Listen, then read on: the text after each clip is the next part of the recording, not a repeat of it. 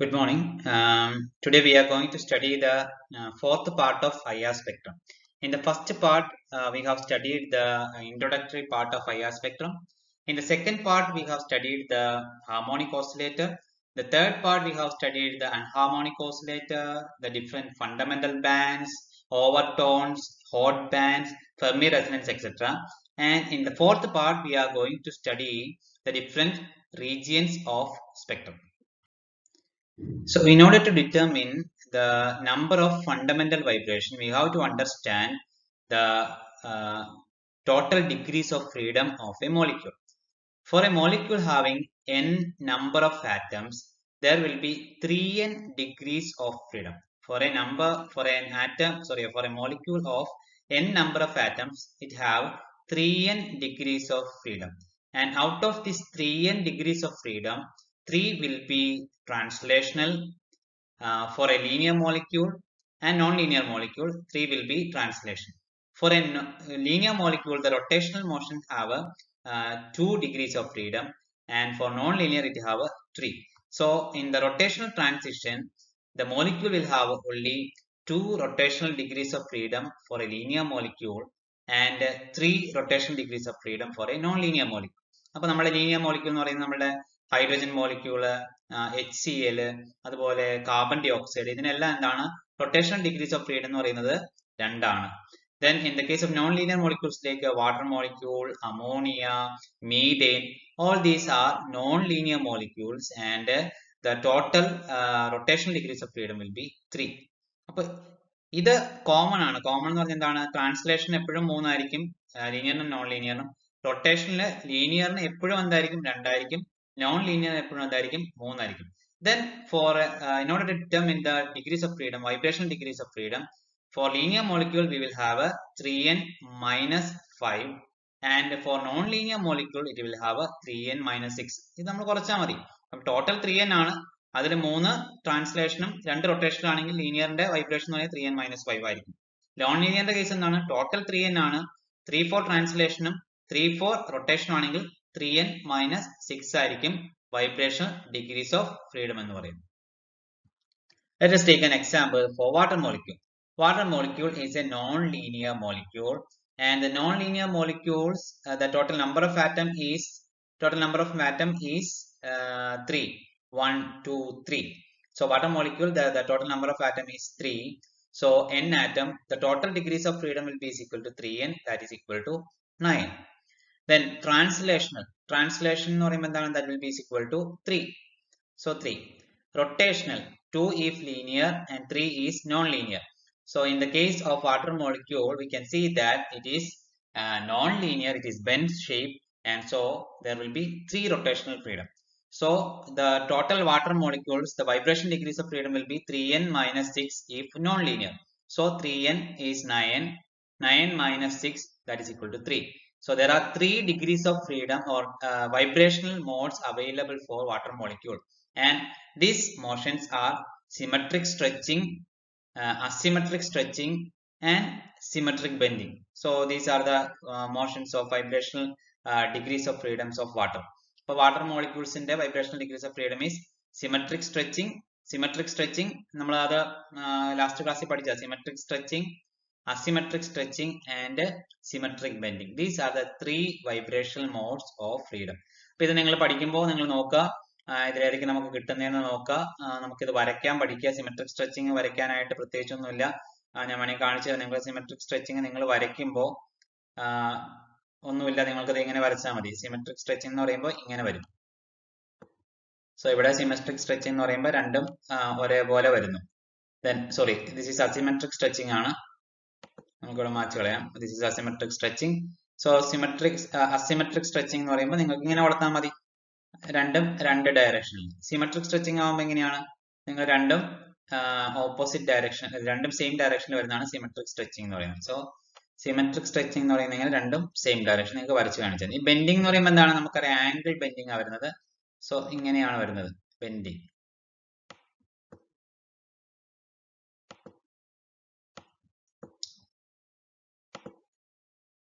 Okay, bending എന്ന് പറയാൻ നമുക്ക് ഇങ്ങനെ വരയ്ക്കാം. ഓക്കെ, ഞാൻ നമ്മൾ കമ്പ്യൂട്ടറിൽ വരച്ചതിന്റെ പ്രശ്നമാണ്.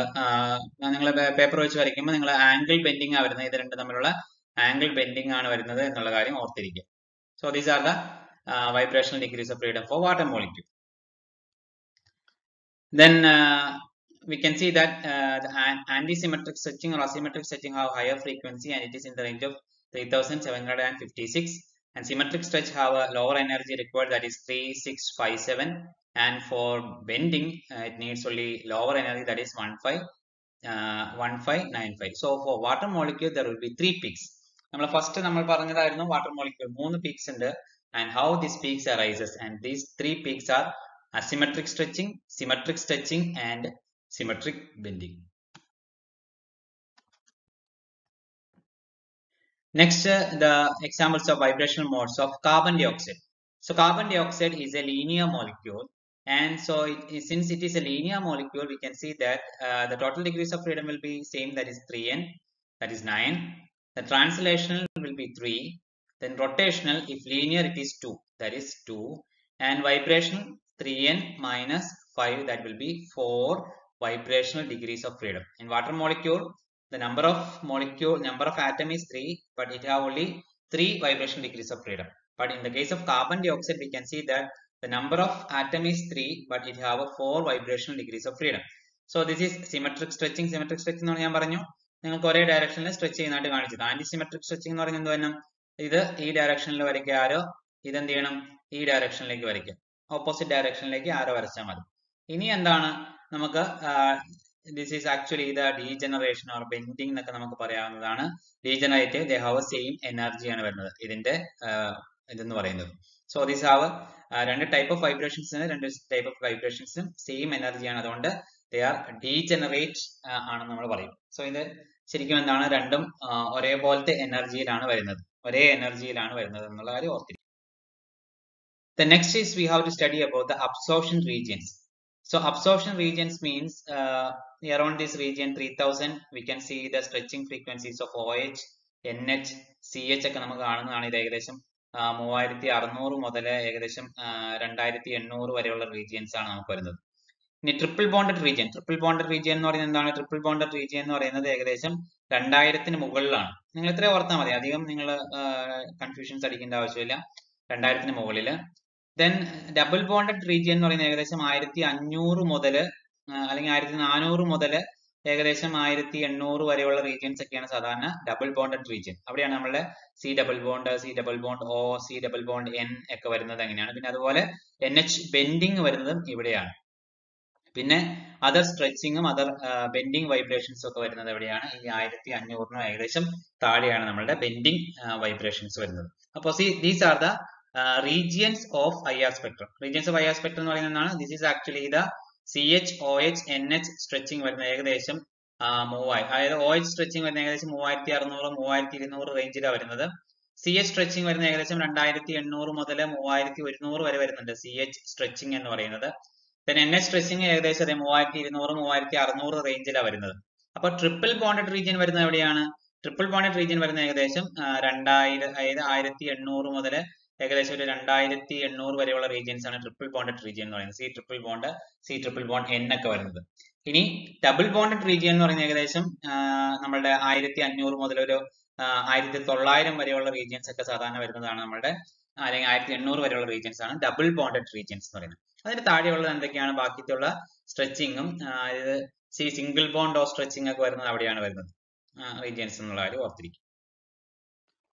ഇപ്പൊ നമ്മൾ പറഞ്ഞ കാര്യമാണ് ഫങ്ഷണൽ ഗ്രൂപ്പ് റീജിയൻ എന്ന് പറയുന്നത് 1500 മുതൽ അല്ലെങ്കിൽ 1400 മുതൽ ഏകദേശം 4000 വരെയുള്ള റീജിയൻസ് ആണ് നമ്മുടെ ഫങ്ഷണൽ ഗ്രൂപ്പ് റീജിയൻ എന്ന് പറയുന്നത്. സോ ഫങ്ഷണൽ ഗ്രൂപ്പ് റീജിയൻ എന്ന് പറയുന്നത് ഏകദേശം 1400 മുതൽ ഏകദേശം 4000 വരെയുള്ള റീജിയൻസ് ആണ് ഫങ്ഷണൽ ഗ്രൂപ്പ് റീജിയൻസ്. ഇവിടെ നമുക്ക് ഫങ്ഷണൽ ഗ്രൂപ്പ് കിട്ടും. നമ്മൾ കഴിഞ്ഞ സ്ലൈഡിൽ പറഞ്ഞായിരുന്നു ഏതൊക്കെയാണ്. സി ട്രിപ്പിൾ ബോണ്ട് കിട്ടും, സി ഡബിൾ ബോണ്ട് കിട്ടും, OH സിംഗിൾ ബോണ്ട് എല്ലാം നമുക്ക് കിട്ടുന്നത് എവിടെ നിന്നാണ് കിട്ടുന്നത്? ഈ ഫങ്ഷണൽ ഗ്രൂപ്പ് റീജിയൻ ആണ്. അപ്പൊ ഏകദേശം 2000 മുതൽ 4000 നമ്മൾ പറഞ്ഞ കാര്യം തന്നെ, 2000 മുതൽ 2500 മുതൽ ഏകദേശം 4000 വരെയുള്ള റീജിയൻസ് ആണ് നമ്മുടെ NH, CH, OH സ്ട്രെച്ചിങ് ഒക്കെ വരുന്നത്. അതിൽ NH, OH വരുന്ന എവിടെയാണ്? ഏകദേശം 3300 to 3600 വരെയുള്ള, അല്ലെങ്കിൽ 3200 മുതൽ 3600 വരെ ഉണ്ട് NH ഉം OH ഒക്കെ വരുന്നത്.